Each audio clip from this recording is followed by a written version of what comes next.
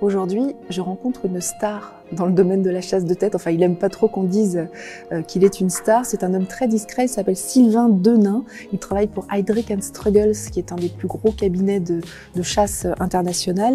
Et il vient nous parler de la façon dont les entreprises ont choisi leur nouveau PDG cette année, en cette année très particulière de crise économique et sanitaire. Ça peut peut-être vous donner des idées si vous-même vous visez les sommets. Il répond aux questions face à la caméra de Cadre Emploi. Sylvain Denain, bonjour. Bonjour. Bonjour et merci d'avoir fait le détour par Paris parce que je crois que vous venez de Bruxelles. Absolument, j'ai fait une petite route pour Bruxelles, mais elle était très dégagée aujourd'hui. Bon, on va justement parler des voies d'accès à la fonction de PDG, mais d'abord je vous présente, vous êtes chasseur de tête, vous êtes une sorte de star dans votre domaine, vous n'aimez pas qu'on dise ça parce que vous êtes un homme discret, au sein d'un des plus gros cabinets mondiaux qui s'appelle Heidrick & Struggles. Vous avez, j'imagine, cet après-midi des rendez-vous avec des PDG ou des candidats ? J'ai de bonnes raisons d'avoir brisé le confinement pour rencontrer quelques clients, effectivement. Très bien, on le dira au gouvernement, mais vous n'en direz pas plus, c'est ça? Non, absolument, je ne peux rien dire d'autre. Ce sont plutôt des entreprises avec que vous rencontrez en ce moment ou plutôt des candidats, justement? Les deux, parce que en dépit de cette situation inédite pour tout le monde, eh bien les entreprises sont toujours très actives dans les recrutements. Et donc nous avons des missions, nous rencontrons donc à la fois des clients et des candidats. C'est ça qui est étonnant en fait en ce moment. Malgré le contexte, effectivement, les nominations continuent. Alors il n'y en a pas eu beaucoup cette année. C'est ce que a révélé l'étude que vous avez menée chez Heidrick & Struggles, qui en est à sa 7e édition et qui s'appelle Route to the Top. C'est bien ça? Absolument. Oui, c'est une étude qu'on mène depuis plusieurs années qui vise à regarder au niveau global, donc plutôt sur un angle statistique, quelles sont les grandes tendances qu'on peut trouver dans l'évolution du profil des CEO. 956 dirigeants de sociétés cotées cette année, c'est ça, dans 21 pays. Donc une baisse des PDG nommés cette année, mais vous avez quand même étudié les parcours donc de ceux qui sont dans le panel, les parcours antérieurs, et vous en avez déduit des critères qui entrent dans la sélection. Alors on y va. Pour les principaux enseignements, on retient, moi le premier truc que je retiens, c'est la prime à la seniorité. C'est-à-dire qu'il valait mieux être PDG pour être nommé PDG. C'est vrai que ça, c'est une sorte de retour au basique qu'on voit surtout depuis la crise sanitaire. Depuis le confinement, on va dire. C'est ça. Depuis mars, on a un net décrochage, puisqu'auparavant, on avait une quarantaine de pourcents de nominations qui se faisaient avec des personnes ayant eu une expérience antérieure de CEO, de directeur général. Ce pourcentage a explosé. On est à près de 65% aujourd'hui. Des nouvelles nominations qui sont faites avec des gens qui ont déjà une expérience de CEO. Ouais. Et donc, comment vous l'expliquez? C'est parce qu'il fallait déjà avoir géré des crises en 2020? Alors je pense que dans les situations de crise comme celle-là, finalement, les entreprises sont plus enclines à aller vers des valeurs sûres et donc à aller chercher des gens qui ont déjà une expérience réussie. Plus conservatrice, on va dire. Plus conservatrice et qui peuvent les rassurer, effectivement. Ouais. J'ai noté aussi, deuxième enseignement, une prime à l'externe. C'est-à-dire qu'en fait, on a davantage été chercher des PDG à l'extérieur plutôt que par la promotion interne. 47% de PDG recrutés à l'extérieur en 2020. C'était beaucoup moins en 2017. Oui. Mais ça, c'est assez logique, puisque comme les entreprises sont plus conservatrices et veulent aller chercher les gens qui ont déjà expérience, évidemment, ils sont pas en interne, ou ils sont moins en interne, et donc elles sont obligées de se tourner plus vers l'extérieur pour aller chercher les CEO. Je ne sais pas si c'est dans l'étude, mais est-ce qu'il y a plus de patrons étrangers qui ont été nommés cette année en France ? Un peu plus, mais la France reste assez en retrait, notamment par rapport aux pays anglo-saxons. Comment vous l'expliquez, ça? Alors là aussi, ça s'explique de manière assez logique, parce que finalement, la langue est un facilitateur énorme et on a beaucoup de patrons australiens, anglais, américains qui tournent entre les pays anglo-saxons, donc ça augmente leur pourcentage. Si on compare maintenant la France avec des pays comme l'Espagne, l'Allemagne, qui ont leur langue nationale très ancrée, eh bien, on a à peu près les mêmes pourcentages. Donc, je pense que la différence, elle est plutôt dans le monde anglo-saxon que dans notre monde plus latin.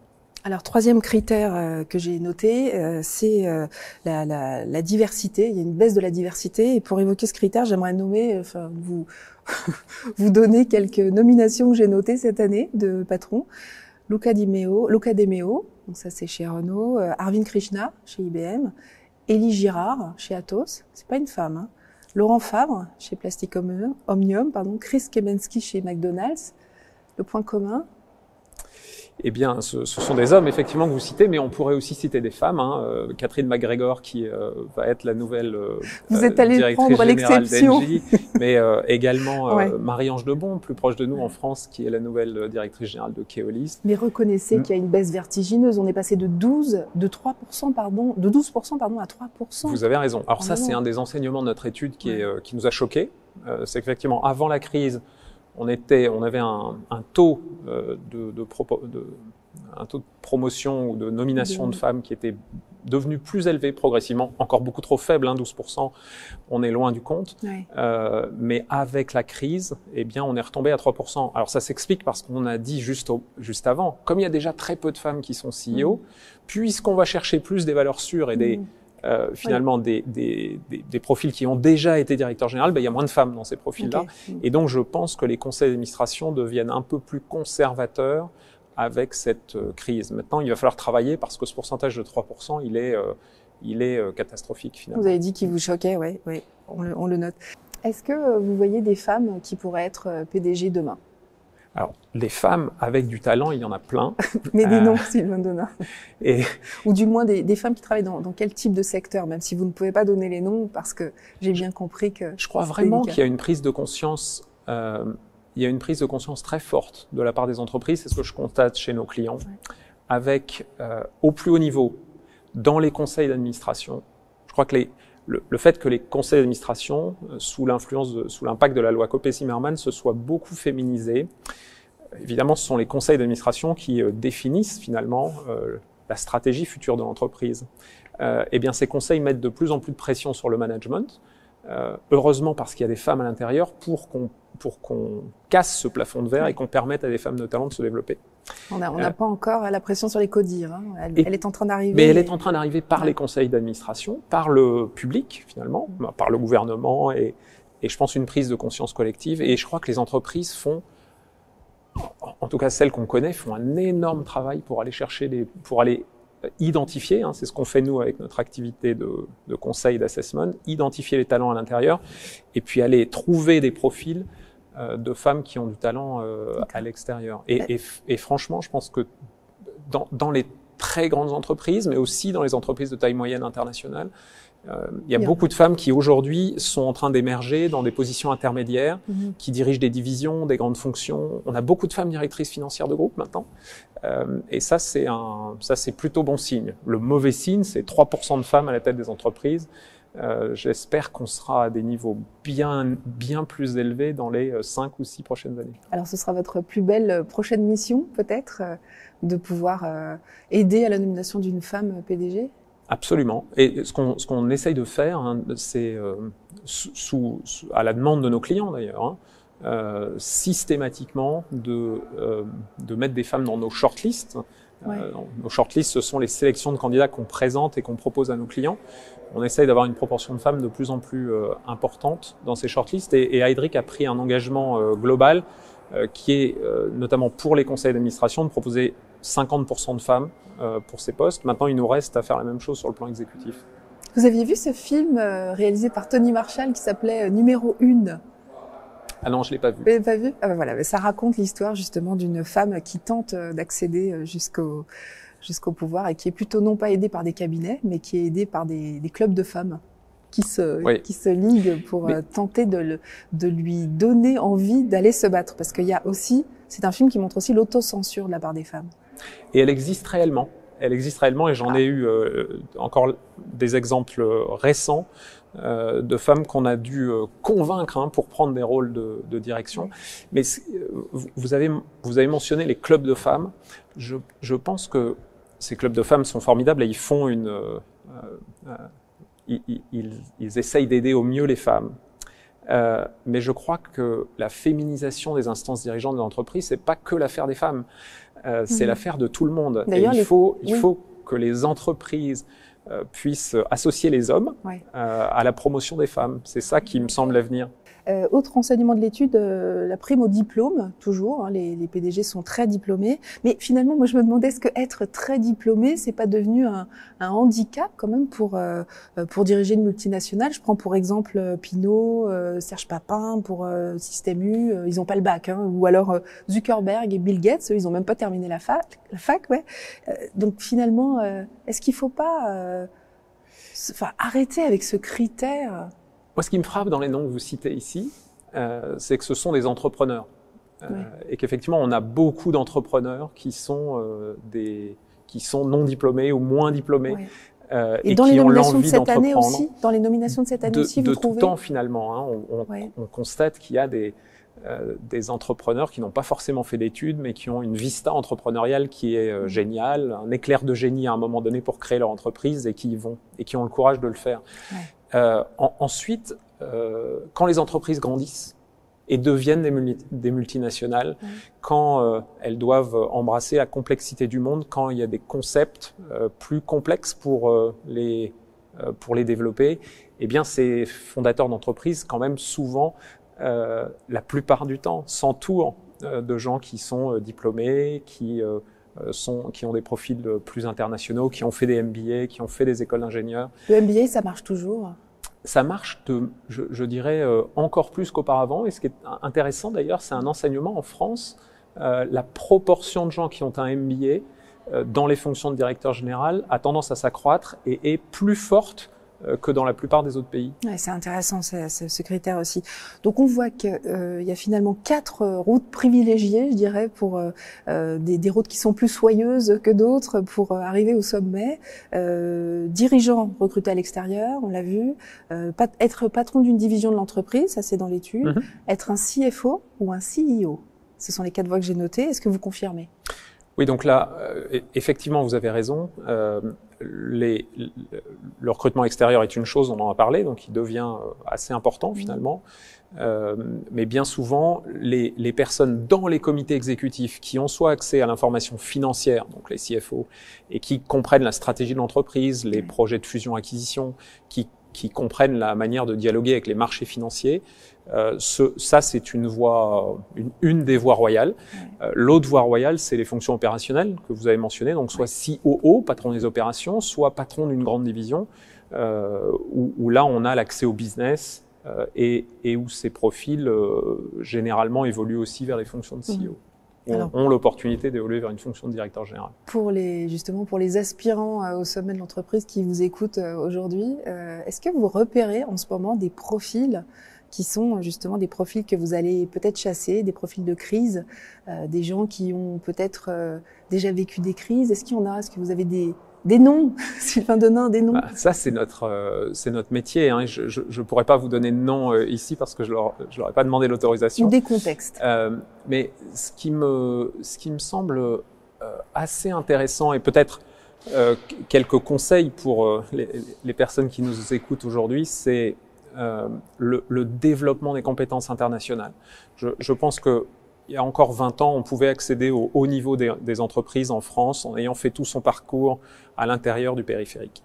Et ben, je crois que c'est plus possible ça, parce qu'aujourd'hui les entreprises sont mondiales. Hein, quand on voit une entreprise comme Danone, Capgemini, comme Bureau Veritas, ce sont des entreprises qui font que quelques pourcents de leur chiffre d'affaires en France et qui ont besoin d'avoir des profils internationaux qui comprennent l'évolution du monde et je crois qu'on voit de plus en plus de CEO, y compris dans les nominations de cette année, qui ont des vraies expériences internationales. Hein, on peut citer Eman Ezat, qui est le nouveau directeur général de Capgemini. Eh bien, il a vécu auparavant aux États-Unis. Vous citiez tout à l'heure Laurent Favre chez Plastic Omnium, qui lui n'a quasiment pas exercé en France, hein, il a exercé presque toute sa carrière à l'international. Et Catherine McGregor en est un autre exemple, puisqu'elle a un profil très international chez Schlumberger. Donc on a une diversité culturelle qui est très importante et la capacité de ces dirigeants à comprendre le monde. Je voulais savoir aussi, est-ce qu'à ces niveaux de responsabilité, il arrive que des candidats, donc des aspirants PDG, vous contactent? Oui, bien sûr. Ah, ils vous contactent? Ah ouais, Bien je sûr, pensais que vous parce alliez me que- dire non, c'est moi qui contacte les gens, personne ne se prononce. Alors oui, nous, notre métier, c'est de la chasse de tête. Donc Oui. comme on peut l'imaginer, Mais vous avez on des approche dirigeants qui vous contactent directement pour Oui, vous dire parce voilà. que, bien sûr, parce qu'à un moment donné de leur carrière, il peut y avoir un accident, il peut y avoir un départ d'une entreprise, il peut y avoir des entreprises qui fusionnent entre elles et qui font que le dirigeant se retrouve sans opportunité, ou alors des dirigeants ont envie d'enrichir leur expérience en prenant un poste d'administrateur. Et donc, effectivement, on a des candidats qui nous contactent. Oui. Question un peu métaphysique, mais quand même, est-ce que vous vous sentez utile dans ce métier et comment? À quel titre? Moi, je crois que notre métier, il est devenu, dans les dernières années, de plus en plus important pour les entreprises. Parce que la notion du old boy network, hein, le réseau des vieux amis, cette notion a volé en éclats avec l'internationalisation des entreprises. Elle a volé en éclats avec la pression pour avoir une meilleure représentation de la société, une meilleure diversité, qu'elle soit de genre ou ethnique. Et donc, notre métier a l'avantage d'avoir une force de frappe qui fait qu'on peut contacter les candidats dans le monde entier, mais aussi objectiver les décisions des entreprises. Je crois que ce que recherchent les entreprises aujourd'hui, c'est à rendre plus objectifs les choix qu'elles font, que ce soit pour des promotions internes, et ça c'est ce qu'on fait à travers nos assessments, ou à travers des recrutements à l'extérieur.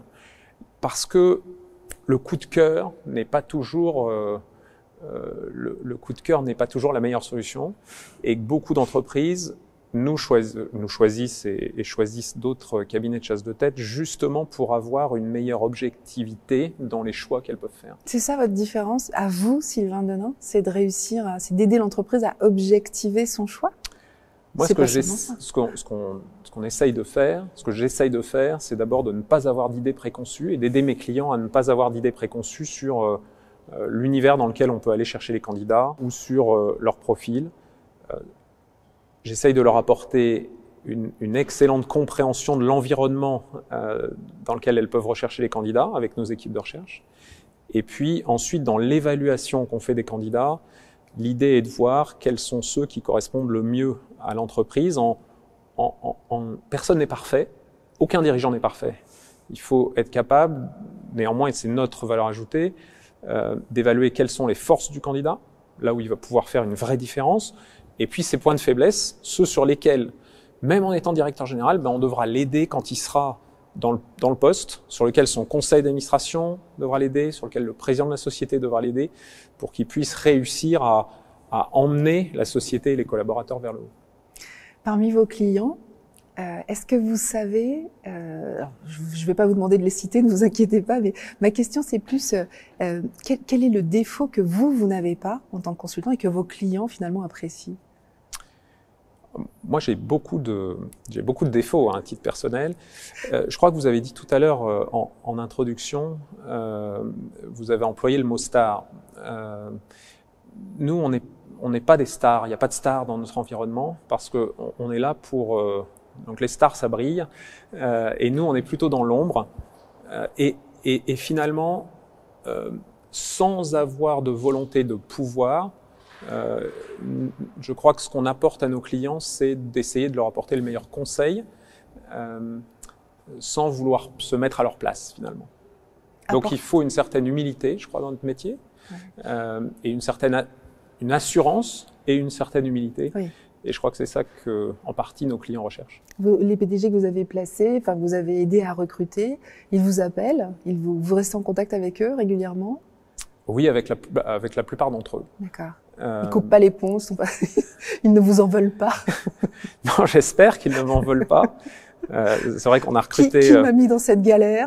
On a recruté récemment, on peut le dire, c'était public, Ben Smith chez Air France KLM. Ouais, très belle. Je pense souvent à lui parce que c'est évidemment une période extrêmement difficile, mais je pense qu'il a on le voit, il a la vista, l'énergie et puis l'optimisme pour, même dans cette période extrêmement compliquée pour le transport aérien, pour entraîner les équipes. Vous êtes sûr qu'il ne vous en veut pas? Peut-être.